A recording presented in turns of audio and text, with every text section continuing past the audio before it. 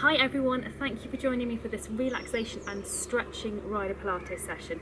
Really important to include this from time to time just to make sure you're moving really well through both sides of your body and that the tension isn't starting to creep in and your efforts have become stronger and fitter and more coordinated and so on and so forth. So this is a really important session to come back to from time to time. We're going to start off in sitting, and I'd like you just to think about where your weight is distributed. Remember, when you're in the saddle you want equal weight through your seat bones, so anytime you are sat throughout the day, focus on that seat bone pressure. Is it equal? Does it feel easy to be equal? And if it isn't, what is it that's stopping you? Are you tight? Are you just leaning to one side through your upper body? Find where that centre is and make sure it feels equal and normal. Then I'd like you to bring your arms up and out into a V shape and take your arms behind you so you stretch down through your front, and then bring them back up. It's not a very big stretch, just a little stretch, and then up. And we're going to do one more, so stretch, open through your front, and then bring your arms down. Have one hand onto the side, and you're going to push your top fingers away in that nice arch, open through that top side. If you want to add in a stretch by breathing in, that's absolutely fine. Bring that arm back down. We're going to the same side, so over, big stretch. You can make it bigger by taking that hand you're leaning on further away.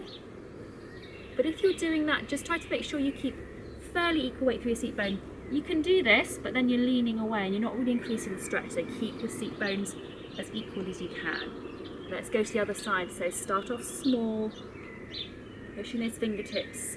Big breath in to lengthen that stretch if you want, and then again over, and if you want you can again take that hand away progressively. So I wouldn't recommend you suddenly take your hand miles away over there. Super. Okay, we're going to go down onto your side and we're going to start with your side stretch. So you need to have your bottom leg bent and your top leg straight. Hopefully my leg is showing up in the sun. It's nice to have the warmth. Top arm over your head. Try to keep your top fingers and top toes on the floor as you push them in opposite directions, and again you're lengthening through your side, and relax. Push them apart, lengthen through your side, and relax. So think of these exercises as if you were doing free walk on a long range, another good big stretch. So remembering to allow your body to be soft and elastic and really move from top to bottom. Bring your knees in front of you, bring your arms in front of you. Take your top hand up and out behind and look at your hand. Knees stay glued together into the floor and then come back up and over. So you're taking your hand up and out. You can hold that position if you want. And then you can vary. So going out and then coming back over your head.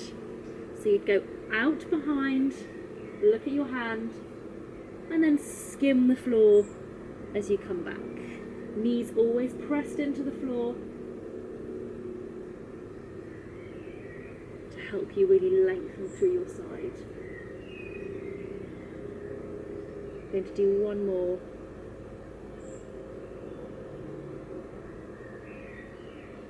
Okay, then bring your arms in and you're going to pop onto your back, and I'd like you just to pause on your back for a moment and focus on your breathing and focus on what you feel through your body. So focus on feeling the equal weight through your feet, feel the equal weight down through the back of your pelvis. Make sure that when you're flat on your back you can be equal and you don't habitually lean to one side. Be really equal through the base of your pelvis. Feel your back of your shoulder blades just resting equally into the floor. Feel your arms resting on the floor. And take a moment to allow everything just to relax, let it go really loose and soft. Focus on your breathing. And keeping that regular breathing right into the base of your lungs whilst everything else is soft and relaxed.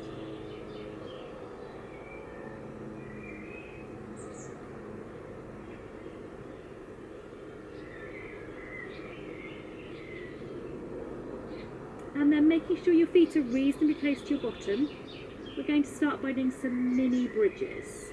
You're just rocking your pelvis backwards and forwards, going into that imprint position and away. And as you do it, focus on that pressure through your back of your pelvis that we just looked at. Can you keep that equal pressure through the pelvis as you rock back and as you rock forward, or do you find that you load one side? Make it equal all the way through as you imprint and as you come back. And then we're going to go up into your bridge, so you're imprinting and heeling up every vertebra in turn. At the top, do your shoulders feel level? Through your shoulder blades, does it feel the same on both sides? Make sure you can breathe. And then you're coming down every vertebra in turn through that imprint again to neutral. So imprint, you're heeling up, looking for that equal weight bearing through your shoulders at the top. Come back down through that imprint, equal weight bearing through the back of your pelvis at the bottom.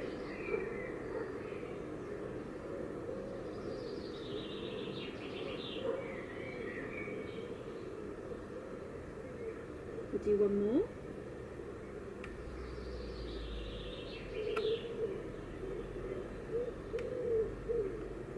Super job. Okay, we're going to turn onto the side you've not yet been on. And we're going to start off once again with your side stretch. So bottom leg bent, top leg straight, top arm over your head. And you're once again pushing your top fingers and toes as far away from each other as possible, lengthening through your top side. And then relax. Push them apart, lengthen and stretch. Relax. And one more. Stretch, lengthen your side. And relax. And if you find that easier to do on one side than the other, that's telling you something. So it's something you need to come back to and revisit. Make sure you're elastic equally down both sides. Knees in front, arms in front, top hand up and out behind. Look at your hand. I can't, and some suddenly come out round the corner. And back over in front. Knees stay glued together, glued to the mat. And of course you can hold that position if you want to. As with the other side, you can add in that little swing over the top of your head as you come back. If you want to bring in the changes.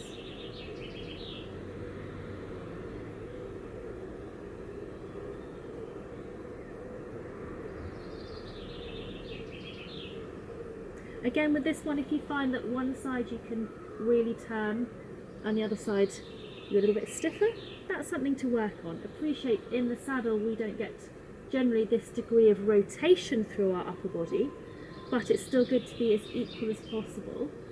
So if you are stiff on one side, work on that to try and make yourself a little bit more equal. Make that one your last one, and then we're going to come up into or onto your hands and knees. And we're going to do your thread the needle exercise. So hands under your shoulders, knees underneath your hips. Take one hand up, look at your hand, and then as you come through, bend that elbow today, take your arm through that gap to thread the needle and come back. Go to the opposite side, so hand up, look at your hand, and then come through, arm through the gap to thread the needle. So we're taking your spine once again through as big a rotation movement as we can, controlling it with that opposite arm. So making sure that you don't kind of flop into it. You want to control that movement.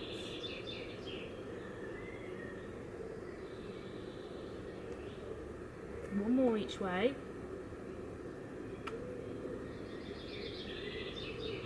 Last one.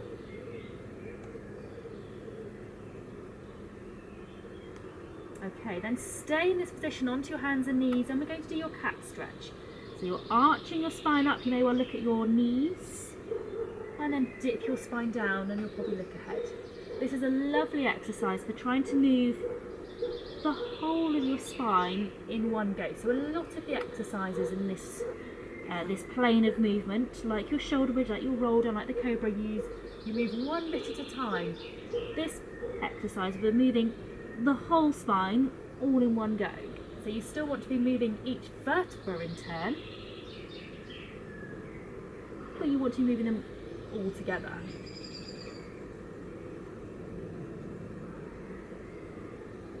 Lovely. Okay, then bring your hands towards your knees and come up. So you're kneeling onto one leg. My hair's doing all sorts of crazy things. Then tilt your headlights upwards, keep them up as you push forwards. And then ease back. And tilt upwards. Push forwards, keep your shoulders over your headlights as you go. Ease back. We're going to do one more, so tilt up, push forwards.